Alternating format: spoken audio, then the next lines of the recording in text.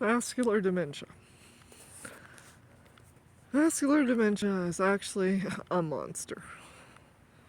I mean, most dementias are monsters, but it is a tricky one. It can give you little hope signs like, oh my mom is returning a little bit. And then in just 2 minutes, it closes down. It changes. It's like 1 minute your mom is your mom.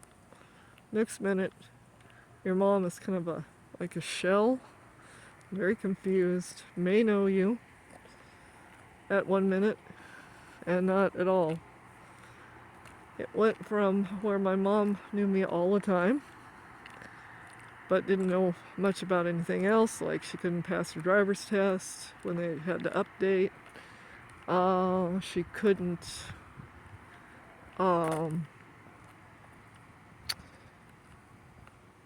think straight, like she was doing things that was just not her. She was having just odd things, just like writing our birthdays in a address book over and over again because she couldn't remember my sister's birthday, my birthday, grandpa's birthday, grandma's birthday, stuff like that. Uncle Warren's birthday, Uncle Bryce's birthday, stuff like that.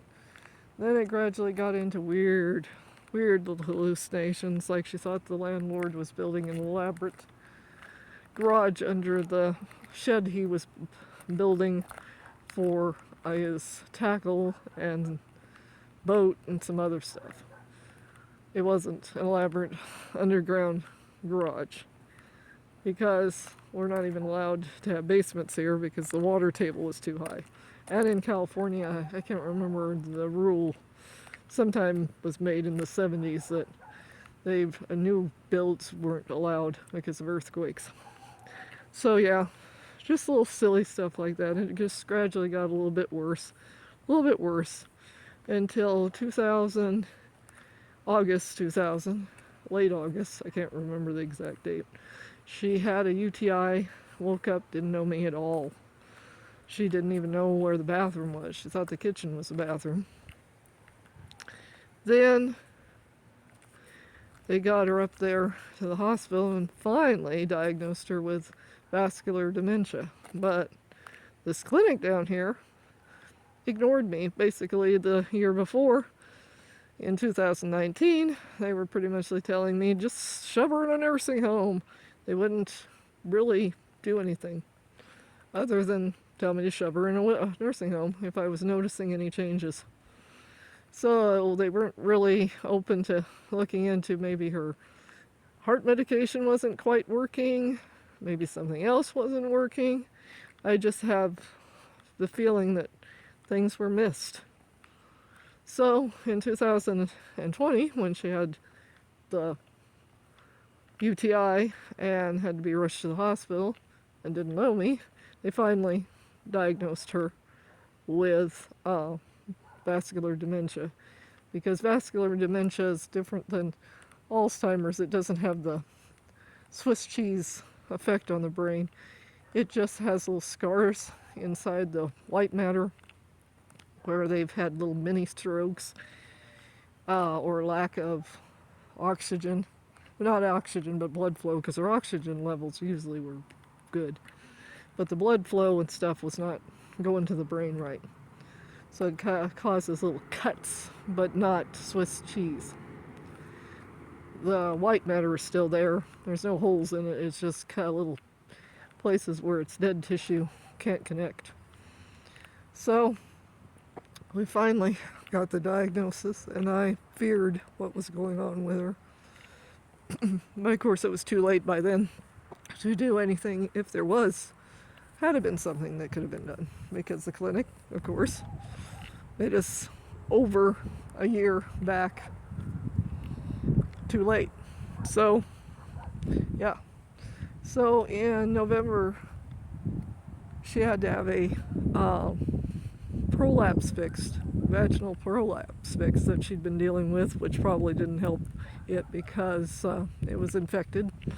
It had all kinds of problems going on with that, so probably promoted UTIs and inflammation in her body, which probably did not help her heart and probably helped some of the scarring in her brain.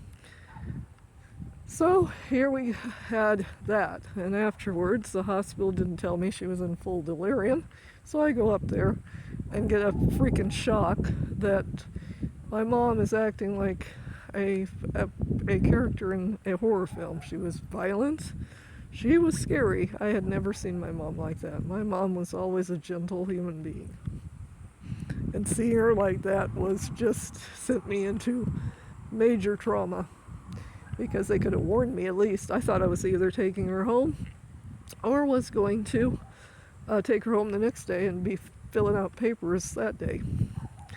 But nope, she had to stay in the hospital for quite a while. And they were trying to get me to take her home as much as possible because Medicare ain't going to pay for anything. And they sure in the heck wasn't going to either to allow her to recuperate in a nursing home unless the state took her completely away from me. I didn't want that. So I had some stuff I had to get done in her room, so she had a place that was sanitary, had a bed, and all that. Had to fight that. The day after I found out she had delirium, they called me at 5:30 to scare the hell out of me and saying, well, you know, we had to sedate her because her AFib went up 150, 160 beats per minute, and we had to sedate her because she literally was living a horror film in her head from the delirium. So they gave me a couple of things that they were going to give me choices over the phone. We can keep her sedated and then she'll die the watery death. Her lungs will fill up with fluid and then we'll have to give her antibiotics. Well, and the other of course, then her bowels would go loose, so basically the watery death. Then the other decision was, well, we can just take her off her sedation and let, well, as I was thinking, let whatever horror film that's in her head take her because her heart can't take it. I rushed up there. I was not making that decision over the phone. And then, after all that, have to fight to get her home, trying to get her room fixed up, get a hospital bed. That was fun. We made it. We got her home. I finally got in to be a paid person to take care of her, which helped a lot. It gave us a little bit extra income that helped. It gave us a little bit of freedom where things that she enjoyed we could do. More rides. We had taken some rides before, but more rides and more little treats from restaurants. And because I was trying to get her to eat, because after surgery she was suffering from stomach pain all the time. And nobody addressed that either, of course. And so by March 2021, they decided, the clinic down here decided, since she was having side effects from an antipsychotic, which we had taken her off much earlier, but since this one particular heart medicine she was on, DIXL/XR, I can't remember, I'm hoping that's all right, wasn't working, and the digoxin was going a little toxic that they started her on after the surgery because she developed congestive heart failure. They decided to take her off all her meds, meaning I had three choices, and this was the choices. Either take care of her completely by myself, and if she died in the home, in the apartment, I can't even call it a home, in the apartment, the sheriff would just take her, and I'd have to fight the Siskiyou County Morgue and the sheriff's department to get her back with red tape and of course, fees. Or I could put her in a nursing home, or I could put her in hospice. Well, hospice wasn't the greatest thing, but I had to pick it because I wasn't going to try to fight a way to get my mom out of a morgue 80 some miles away. So we dealt with hospice, and we dealt with a lot. She had a few UTIs during this time. She, because that seems to be the thing. And they didn't like coming down to help much, of course, because their base was an hour on Tuesday for a checkup to remind us that she was dying, and a bath, a shower. And they did give us an extra Friday for a half hour for a shower. That was the base thing. I was sick with COVID in December of 2021 and January of 2022, and so was she, and I had to take care of her while I was sick with COVID. That is not fun. I also had COVID back in March of 2020. Thank God she could cook still, because at that point I couldn't even leave the couch. So it's been a fun trip. But we made it through the COVID, thinking everything was going to be fine. I don't know if that was the effect, might have affected her health more. There's a possibility. I know it's affected my health more. I have a left lung that can't stand cold air too much. But yeah, it is what it is. So she recovered from it, we thought. And I don't know if it could have been the precursor to the stroke, but she seemed to be fine, or whatever happened to her brain.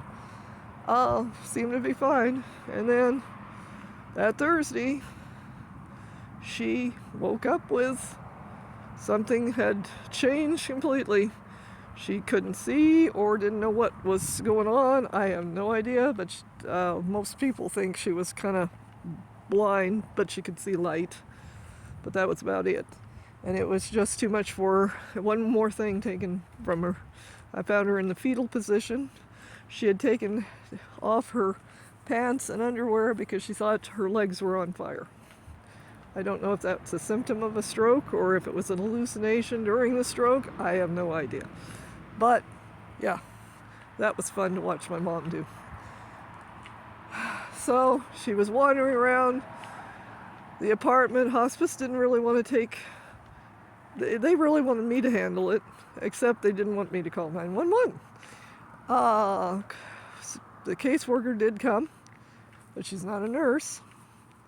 And, well, finally got the nurse to call the doctor to call the heads to call the doctor back, the doctor to call the nurse, and then the nurse called the caseworker that they were going to call 911. So then I had to watch my mom be forced out to the ambulance when she was saying, I don't want to go, I want to stay home, I want to stay home. That, I was close to suicide that day. So hospice told me to stay away on that Thursday. Well, I couldn't stand being alone Thursday night because I was having the same thing I'm having now. So I spent from Friday to Wednesday of the 29th of June. She died 2:30 a.m. But all that time, I watched her fight to stay alive for a while, and then she just gave up Saturday night, fell asleep, but I think she was still fighting it.